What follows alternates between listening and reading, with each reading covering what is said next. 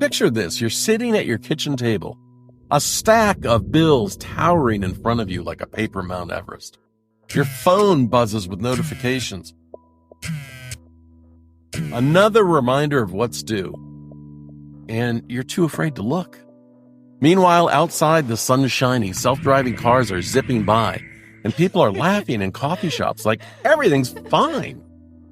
But inside you're wondering how long you can keep this balancing act going. The American dream.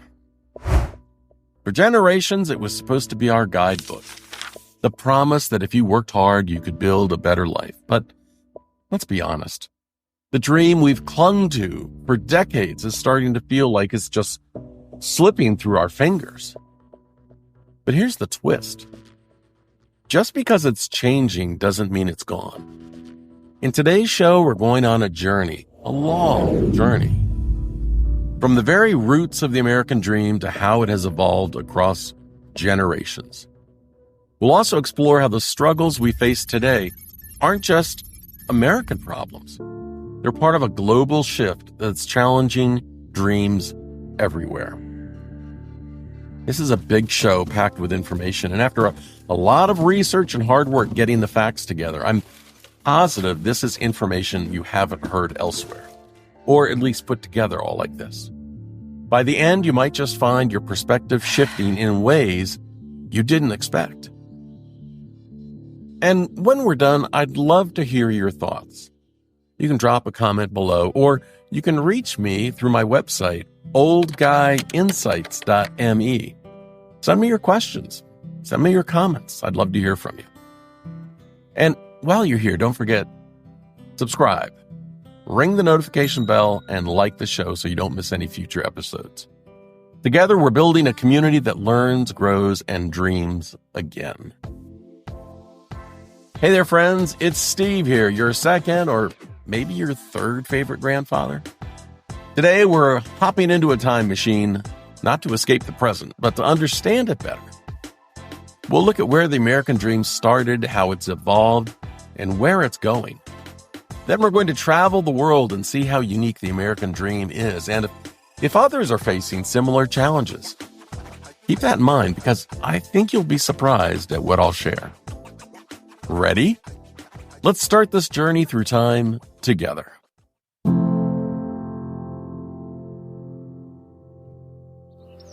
Let me take you to 1776. Meet Ezekiel Harper. He's a farmer who's part of a ragtag group of colonists, dreaming of independence. Ezekiel doesn't want riches or fame. His American dream is simpler. He wants to own a piece of land, feed his family, and maybe, just maybe, leave something better for his kids. But life back then, it was rough. Ezekiel spent his days plowing fields with an ox, his nights stitching worn clothes by candlelight. If he wanted water, he hauled it from a well or the creek. And if he got sick, his options were a prayer and a poultice. Imagine Ezekiel pausing by that creek one evening. He catches a glimpse of his reflection in the water. And he wonders if all this backbreaking labor will amount to anything. Will my children live a better life than me? Or will they struggle just like I do? Fast forward to today, Ezekiel steps into your living room. He sees you flip a light switch, grab a cold drink from the fridge, and scroll through your phone. His jaw drops. Wait, you mean you don't have to chop wood for light? You don't have to salt your meat to keep it from spoiling?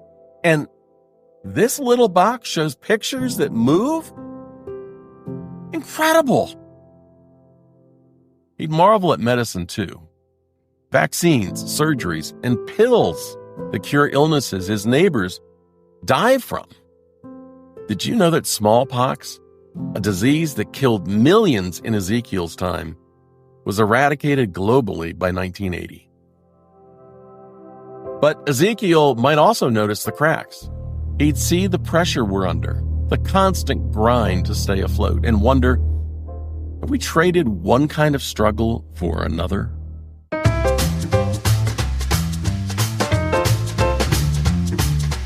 Now let's jump to 1946. Meet Betty. Betty Johnson is a homemaker who's just moved into a brand new suburban home with her husband, a World War II veteran. Thanks to the GI Bill, they've managed to buy their house with a small down payment, something their parents could only dream of. For Betty, the American dream feels real. She has a white picket fence, a shiny new refrigerator, a husband with a steady job at the local factory. Dinner's on the table by 6 p.m., and weekends are for mowing the lawn and hosting barbecues. Life feels predictable, and that's a good thing. Betty's parents, who lived through the Great Depression, marvel at her fully stocked fridge and the fact that she doesn't have to sew her children's clothes by hand. Betty sometimes wonders, is this life enough?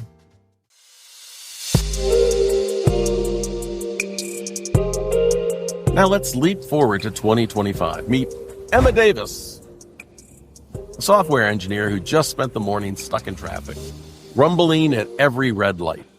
Later, she vented about her slow internet during a work call, and last night, she lay awake worrying about how she'd ever afford a down payment for a house. Emma has a decent job and a nice apartment, but she feels like she's running on a treadmill, only it speeds up all the time. When she learns about Betty's life, she's shocked. Wait, you bought a house on one income? And groceries were how much?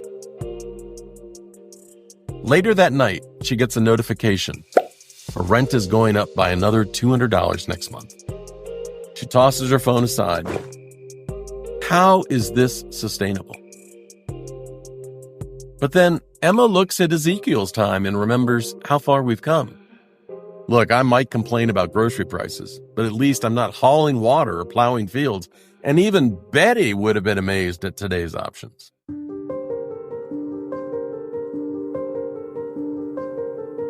From Ezekiel's muddy boots to Betty's white picket fence to Emma's glowing laptop screen, we can see how the dream has shifted over time.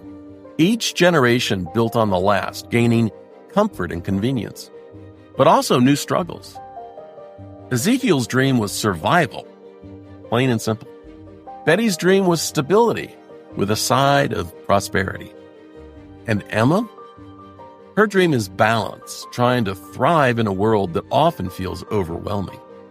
Here's the question. What's been gained and what's been lost? Is the dream still alive, or are we chasing an illusion?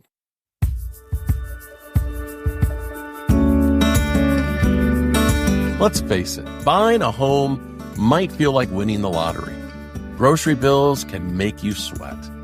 And the cost of higher education, it's practically a second mortgage. So if the old American dream is slipping away, what does the new one look like? Maybe it's simpler.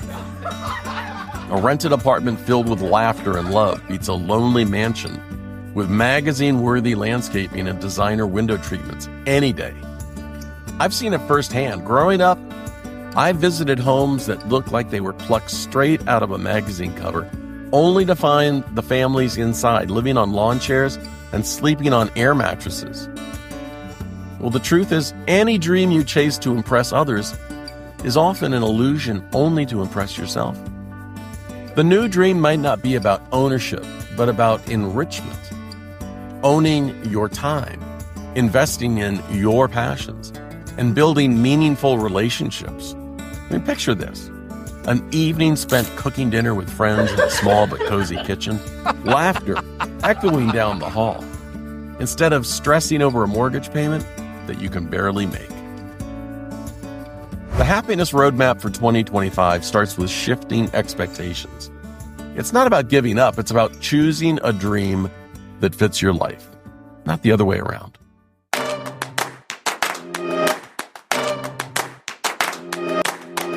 Here's a twist. The struggles we face with the American dream, they're not unique to America. Across the globe, people are grappling with their own versions of a dream that feels just as out of reach. In Canada, home ownership was once a cornerstone of the Canadian dream.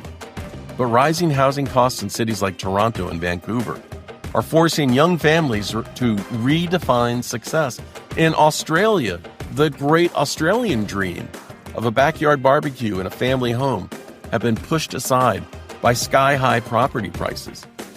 Even in China, where the Chinese dream promises prosperity through hard work, a slowing economy and relentless competition are leading younger generations to question the grind.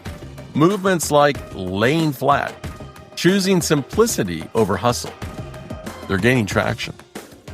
The pattern's clear. The forces reshaping the American dream, globalization, automation, housing shortages, climate change, they're affecting dreams everywhere. What's comforting is that we're not alone. Understanding these shared struggles can help us build a shared solution.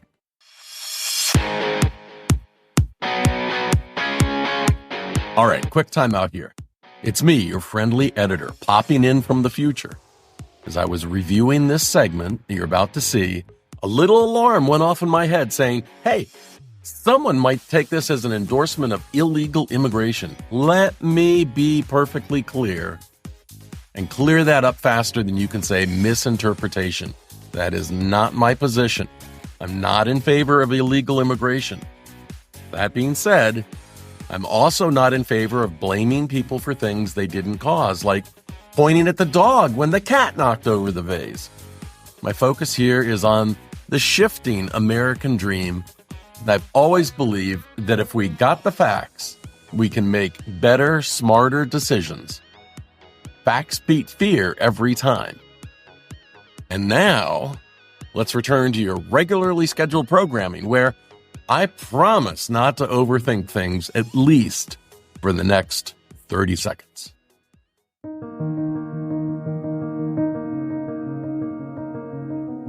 When dreams feel out of reach, it's tempting to look for someone to blame. In many countries, immigration has become the scapegoat, not just in America. In the U.S., some claim that immigrants take our jobs, overburden public services. But in reality, immigrants often fill labor gaps, pay billions in taxes, and create businesses that drive the economy. The real culprits, like automation and corporate consolidation, they're less visible, but they're far more impactful. This isn't just an American issue. In the UK, immigration was a central issue in the Brexit debate.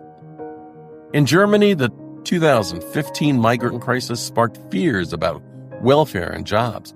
But across the board, the evidence is clear. Immigration isn't the root of the problem.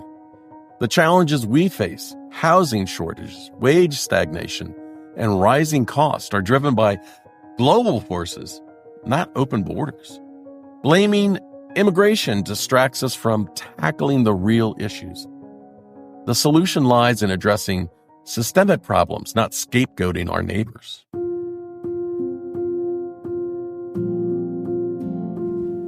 You've probably heard it before. Someone says, if we just closed the borders and deported undocumented immigrants, the American dream would bounce right back. It's a simple solution that sounds appealing at first, but let's dig into it. What would actually happen if we went down that road? First, think about jobs. Immigrants, especially undocumented ones, are often doing the work that keeps this country running. The jobs that many people don't want to take. Farming, caregiving, construction. These industries depend on immigrant labor, and without them, what happens? You'd start to see labor shortages, crops rotting in fields, and costs skyrocketing at the grocery store. The dream of cheap, abundant food? Gone. Then there's housing. Some folks like to claim that immigrants are driving up the cost of rent or home ownership. Let's be real. The housing crisis is much bigger than immigration. We've got zoning laws that make it hard to build affordable homes, and corporate investors snatching up properties to turn a profit. Deporting millions of people wouldn't magically make rent affordable. It might even leave some neighborhoods emptier without actually solving deeper problems. And let's talk about the workforce. America, like many countries, has a declining birth rate. Fewer kids are being born, and it means fewer workers will support our aging population. Immigrants help keep the economy moving forward. They're not just taking jobs, they're keeping industries alive. Shrinking the workforce doesn't restore the dream. It makes it harder for everyone. And here's the kicker. Deporting immigrants doesn't touch the real issues. Automation is still replacing jobs. Wages are still stagnant because of corporate practices, not immigration. And housing is still unaffordable because we haven't addressed the systems keeping it that way. Closing borders? It's a distraction from the hard work of fixing what's actually broken. So would shutting the doors to immigration restore the American dream? The facts just don't back that up. The truth is the dream we're trying to save isn't slipping away because of people crossing our borders. It's slipping because the rules of the game have changed. And to win, we have to change with them.